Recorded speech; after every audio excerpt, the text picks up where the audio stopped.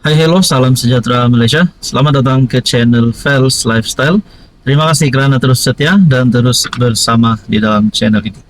Antara perkara yang hot, antara perkara yang panas kebelakangan ini adalah berkaitan dengan himpunan ataupun gerakan turun Anwar.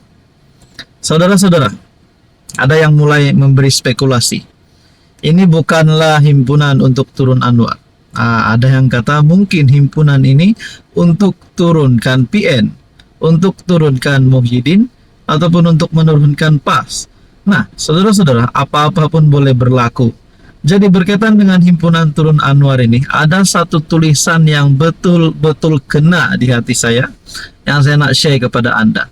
Adakah himpunan turun Anwar ini benar-benar akan menurunkan Anwar atau sebaliknya yang berlaku? Oke, sebelum saya kongsikan kepada Anda satu isu panas hari ini, saya kongsikan satu berita baik kepada Anda di luar sana yang mungkin memerlukan produk ini, yang mungkin sedang mengalami apa jenis penyakit pun, melibatkan penglihatan, jantung, melibatkan mata, melibatkan perut, kencing manis, gout, darah tinggi, kolesterol, dan macam-macam lagi penyakit yang kita selalu dengar, termasuk cancer. Jadi, tuan-tuan dan puan, produk ini adalah untuk meningkatkan sistem imun badan kita, menjadikan sistem imun badan kita kuat, dan mendidik sistem imun badan kita menjadi bijaksana dan tidak bodoh untuk melawan pelbagai jenis penyakit daripada dalam badan kita. Jadi sekiranya Anda antara yang memerlukan produk ini, mungkin keluarga ataupun kenalan saudara mara Anda, antara yang memerlukan produk ini, Anda boleh menghubungi saya di nomor yang tertera, saya boleh bantu Anda. Oke, baik saudara-saudara, ada satu tulisan yang pasti menggemparkan Perikatan Nasional. Makcik nak nasihat sikitlah pada pembangkang, terutamanya PAS yang bodoh. By default nih, satu FB daripada posting FB daripada Makcik Gambir.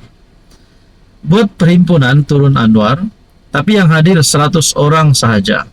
Apa signal yang dapat dibaca daripada cuma 100 orang ini? Pertama, tiada sokongan rakyat. Kedua, isu tidak relevan atau tidak menyentuh hati rakyat. Ketiga, kelemahan mobilisasi dan jentera parti.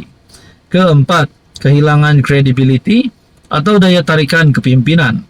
Dan seterusnya, pemimpin yang mengetuai protes mungkin tidak dilihat sebagai tokoh yang berwibawa atau mampu membawa perubahan, muka haprak kata orang. So, perhimpunan turun Anwar yang gagal ini boleh memberi image bahwa Anwar masih kukuh dan tidak terancam. Ia seolah-olah memberi message bahwa tiada alternatif kukuh yang boleh menggugat kedudukan beliau. Niat nak Anwar turun tapi Anwar jadi lebih kuat. Pendek kata, kalau niat nak gugat kerajaan tapi yang muncul hanya 100 orang saja, itu bukan tunjuk kekuatan, itu tunjuk kemaluan, menurut salah satu pandangan ataupun posting daripada FB page Makcik Gambir. Nah, saudara-saudara yang saya hormati, tuan-tuan dan puan, saya teringat satu berita di mana Muhyiddin Yassin diarah untuk lepaskan jawatan presiden bersatu kepada Hamzah Zainuddin, di mana Muhyiddin Yassin dilantik jadi penasihat bersatu. Bersatu Port Dickson, mahu Hamzah yang ada kepimpinan bersatu, mahu Hamzah yang mengetuai parti, mengepalai parti. Muhyiddin pula digalakkan menjadi penasihat saja. Bukankah itu satu bentuk penurunan bagi Muhyiddin? Jadi himpunan turun Anwar, bukan Anwar yang turun rasanya, tapi sebaliknya yang berlaku. Tuan-tuan dan puan, apa komen Anda? Hello, salam sejahtera Malaysia. Selamat datang ke channel Fels Lifestyle. Terima kasih kerana terus setia dan terus bersama di dalam channel ini. Tuan-tuan dan puan, antara yang kita nantikan, tarik yang kita nantikan selain daripada PRU16 bagi orang Sabah, bagi rakyat Sabah, penantian pengumuman daripada Ketua Menteri Sabah Haji Jinor berkaitan dengan tarik pembubaran DUN Sabah dan juga tarik pilihan raya negeri ke-17 Sabah. Akhirnya Ketua Menteri Sabah telah membuat satu pengesahan. Oke, sebelum itu saya ingin berkongsi kepada Anda satu berita baik. Produk ini dipanggil sebagai TF, terapi imun molekul bijak, untuk mendidik sistem imun badan kita menjadi bijaksana, menjadikan sistem imun badan kita kuat untuk melawan pelbagai jenis penyakit. Contohnya kencing manis, gout, darah tinggi, penyakit melibatkan perut usus, penyakit melibatkan jantung, penyakit melibatkan penglihatan, kanker, dan macam-macam lagi. Sekiranya Anda antara yang memerlukan produk ini, Anda boleh menghubungi saya di nomor yang tertera. Kita boleh cerita, saya boleh bantu Anda. Produk ini halal, selamat, lulus KKM dan juga lulus hospital, jangan risau. Oke, saudara-saudara, ada satu pengesahan daripada Ketua Menteri Sabah. HJJ sahkan sidang DUN Sabah ke-16 berakhir. Itu yang pertama. Pembubaran akan diumumkan tidak lama lagi.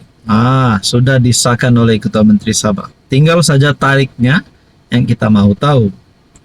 Ketua Menteri Sabah Datuk Seri Panglima Haji Jinor memberi bayangan bahwa pembubaran DUN Sabah bakal diumumkan dalam masa terdekat. Bagaimanapun beliau masih enggan mendedahkan tarik sebenar pembubaran. Sebaliknya meminta semua pihak untuk bersabar. Itu tidak boleh saya beritahu sekarang. Tunggu bila kita sudah tetapkan, kita akan panggil semua kawan-kawan daripada media. Sabar, tidak lama lagi. Janganlah kamu bilang otomatik pula. Itu terpulang kepada Ketua Menteri nanti. Saya mimpi dulu, cari tarik yang paling baik, katanya berseloroh. Nah, tuan-tuan dan puan, mungkin ada yang cakap, mungkin bulan Agustus, mungkin bulan September, mungkin juga bulan 10 November, Desember, kita pun tidak tahu. Tapi menurut kenyataan Ketua Menteri Sabah akan diumumkan waktu yang terdekat ini. Makna kata untuk perkara ini sahlah Ketua Menteri Sabah Haji Jinor akan letak jawatan, akan lepaskan jawatan sebagai Ketua Menteri Sabah. Tapi pasti bagi penyokong HJJ, penyokong kerajaan negeri JRS hari ini, mahu HJJ dikekalkan. Dengan itu, walaupun HJJ letak jawatan sekejap, mereka pasti mahu HJJ untuk naik semula jadi Ketua Menteri Sabah. Tapi sebenarnya ramai calon-calon yang diumumkan. Sebelum ini dalam video saya ada beberapa komen yang saya terima. Mereka mahu Syafiq Abdal jadi Ketua Menteri Sabah. Komen positif juga. Mereka juga telah mencadangkan nama Jeffrey Kitingan, nama Bung Mokhtar pun ada. Jadi siapa saja pun boleh jadi Ketua Menteri Sabah. Tapi yang pasti kita kena dahulukan demokrasi.